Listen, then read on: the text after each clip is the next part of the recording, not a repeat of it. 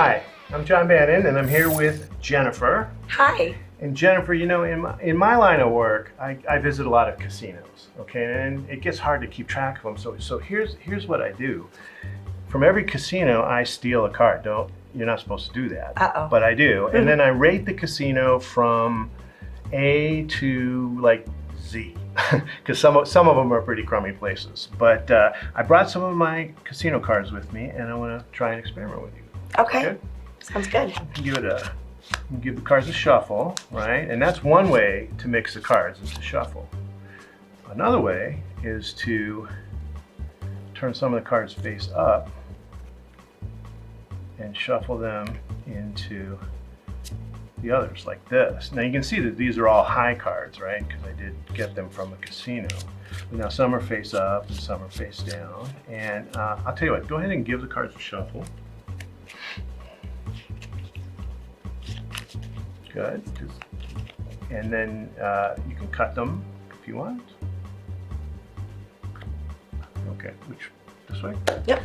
Perfect. Okay, now, Jennifer, I want you to remember, you shuffled those. Yes. And you cut those. I did. Okay. Now, what I'm going to do is deal them into 3 rows, like this.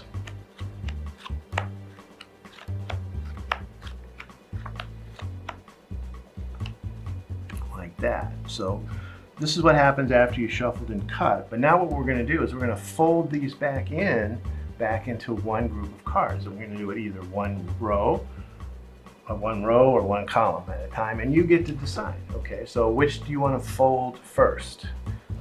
This row, column, whatever. Okay, that row. This one. So Yes. watch what happens. I'm going to turn these over like we're folding that edge of the paper over.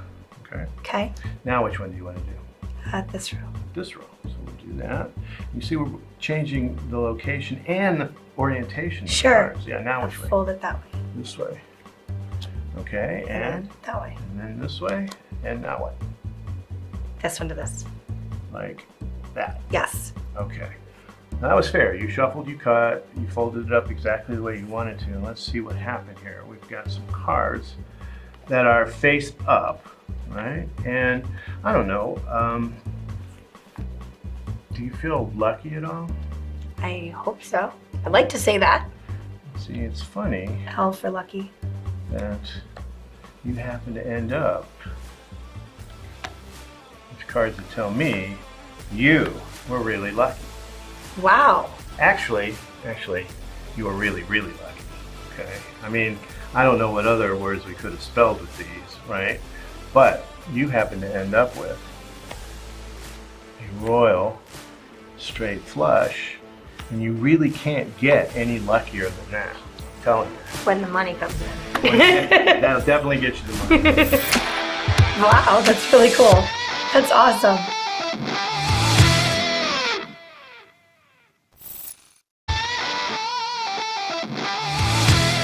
Hey Liam, this is a variation of a trick of mine called Origami Poker Revisited, which is a self-working trick out of a regular deck. But it took me 10 years to figure out that if I wrote letters on the backs of the cards, I could get an extra effect out of it for absolutely free. And then it took Big Blind Media to get me 10 different casino cards. Now, there's some serious eye candy going on here. But here's the deal. 5 of the cards are, of course, the royal flush, right? And they also spell out the word lucky.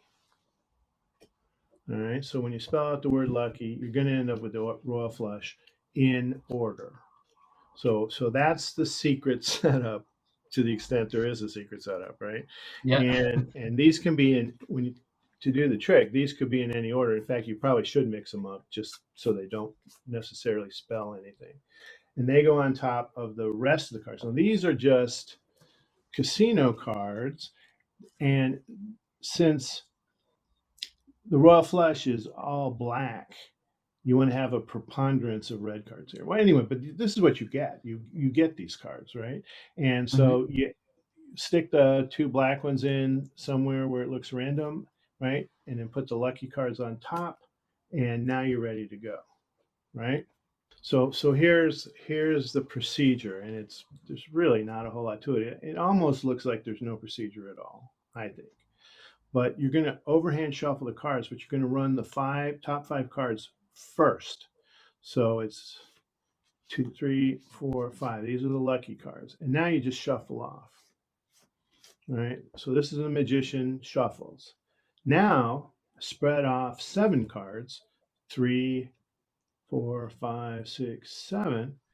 Again, these are the lucky cards at the bottom, and turn the 7 cards face up and shuffle them into the remaining cards. So what happens is these reverse cards are the lucky cards, and the cards are Yeah. mixed face up and face down, and so you can, from this point, you can overhand shuffle forever. Okay. Yeah. So why not hand it to your participant and let them shuffle, right? And so they can shuffle, and they do, and they can shuffle as much as they want, and they can even, do one of these things like she did in the performance, and then give them a cut. Not that it matters, but in their mind right now, they shuffled and cut the cards, and Yeah. that's absolutely true. And they could do that as long as they want. Now I'm going to deal out 3 rows of 4. And here's the thing. I'm going to deal the first row from my left to right, the second row from my right to left, and the third row from my left to right. So it's kind of like an S shaped. Mm-hmm. And I'm going to turn over every other card. So sometimes I'll be turning a face up card face down, and sometimes I'll be turning a face down card face up. It really doesn't matter. But the idea is you deal this one, you turn this one over, this one, and turn this one over. Right? Second row, we're going this way. So you deal this one, turn that one over, this one, turn that one over, this one over, this one over. Okay, so you never know what kind of mix you're going to get, right? But it doesn't matter because this looks pretty random as it is. Yeah. And now they get to fold it up. And this folding thing, which with playing cards goes back to Martin Gardner, and with paper, folding paper, it goes back to a guy named Henry Dudney. And it's really very cool. All right. What we're basically going to do is turn every other card over, and but the spectator can do it. So they can either turn over a column, one of these columns, or a row. Okay, and work your way in. So it's at their direction. So let's say they pick this row first. You would turn each of these cards over, and look how random that looks. I mean, and then let's say they pick this column or this row next, and you turn. There's 2 cards here, right? But you turn both of them over like that, okay? And then let's say they pick this one, you just turn this one over on top like that, and it really does look like you're really mixing them up again. Let's say they do this one, and then either one. Let's say they do this one. Now there's the ace. So I know that when I turn this over, if I turn this one over, since the ace is going face down, all 5 lucky cards will end up face down. Okay, so Mm-hmm. if you choose this pile and I fold it this way, now I know I have to give the pile one more turn. Okay. Right. So anyway, Yeah. they direct the folding, and uh, I don't know how it could seem even more fair. They shuffled, they cut, I dealt it out. Now I did turn over every other card, and I think you should just not point that out. Just do it, right? Um, and Yeah. that's how. Yeah. And actually, that's how the trick works.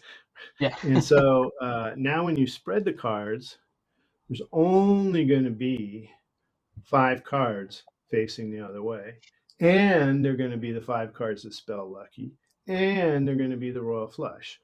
So I would take these out. And don't worry about people figuring out what they spell. They're not gonna, because they don't even know where this trick is going yet, right? Take these out and put these aside. And now you just arrange these so it says lucky. It's pretty amazing. I mean, that's pretty amazing if you ask me. And It is. then then they were lucky.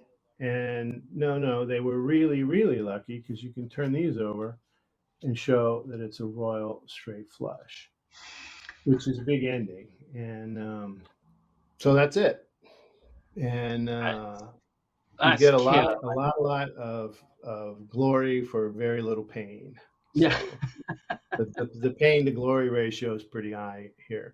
A question is whether or not this royal flush is what I would call a redundant climax, right? Because if you spell the word lucky, you're going to use those 5 cards and they're going to be a royal flush.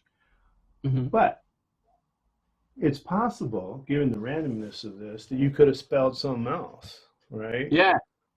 And I Yeah, mean, definitely. and there's no way of telling that you don't. So lucky might be just an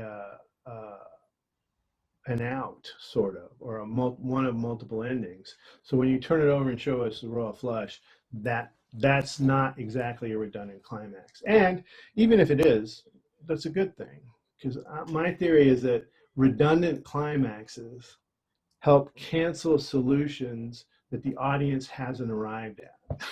Okay, Okay. so if they when they see the royal flush, they're going to go, "Oh man," and they're going to stop thinking because they didn't Yeah. reach the possible solution that just canceled out. If that makes any sense.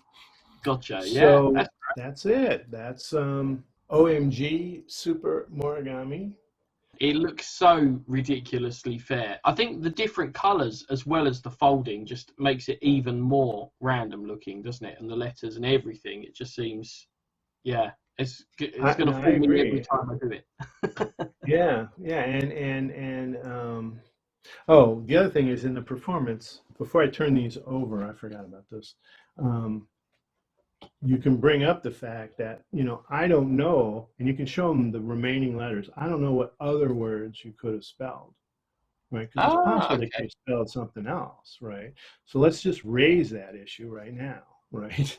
Say I don't know Yeah. what other words you could have spelled, but and now you turn these over to show the royal flush.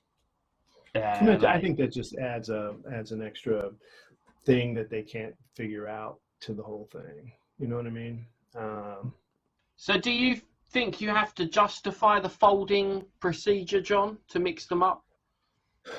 yeah, I first of all I couldn't think of a good reason to justify it, but the way it goes is the way I see it is like this: you do an overhand shuffle, right? Now you turn some face up and shuffle,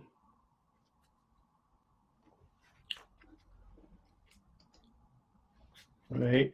And then they shuffle and cut. Now, so that's 2 ways of mixing up the cards, right? A shuffle and then turning some of them face up. You can do that. You can sell this as a third way of mixing up the cards, of Okay. randomizing the cards, right? You can point out as you do this that the cards are actually not only changing position, but they're changing orientation at the same time, right?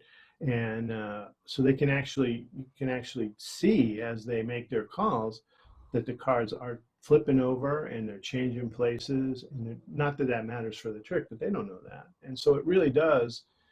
Well, actually, it really is a way of further randomizing the cards.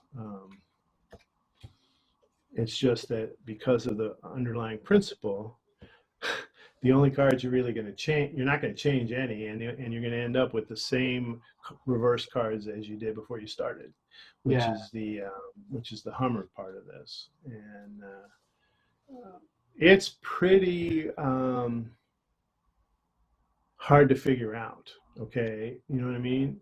Yeah. Even if you know that it's the Hummer thing, even if you kind of know how those tricks kind of work, one, you're probably not going to recognize it here. And two, if you do, you're still not going to be able to figure it out. I just think it's a very, very hard thing to do. But it's basically, the Hummer cut and turn over. cut and Yeah, turn two over. Kato Yeah, or whatever it was. Yeah. yeah, that's basically this. Okay, Okay. and from any, I mean, if you wanted to, at any point, you could have them do the cut and turn two over thing. You know, give it a cut, turn two over, give it a cut, turn two. But I just think it's better to have them shuffle and go right into a cut and then go right into the dealing, because that's how you would kind of do it in real life. You know, the cut and turn two over thing is kind of weird, Yeah. right? Well, the folding So thing looks so much fairer as well, doesn't it? Because you can just see what you're doing to the packet. It looks like you can see you mixing it in every way. So yeah. Uh, yeah, and again, the Hummer trick, every single one of the cut and turn two over routines end with dealing the packet into two piles and turning one of the piles over. Now, the key observation is this folding thing that we're doing is functionally the same thing as dealing the cards into two piles and turning one of the piles over. gotcha. Okay, so it is absolutely the perfect ending to any of these Hummer parody type tricks. You know. Perfect. Great. Love it.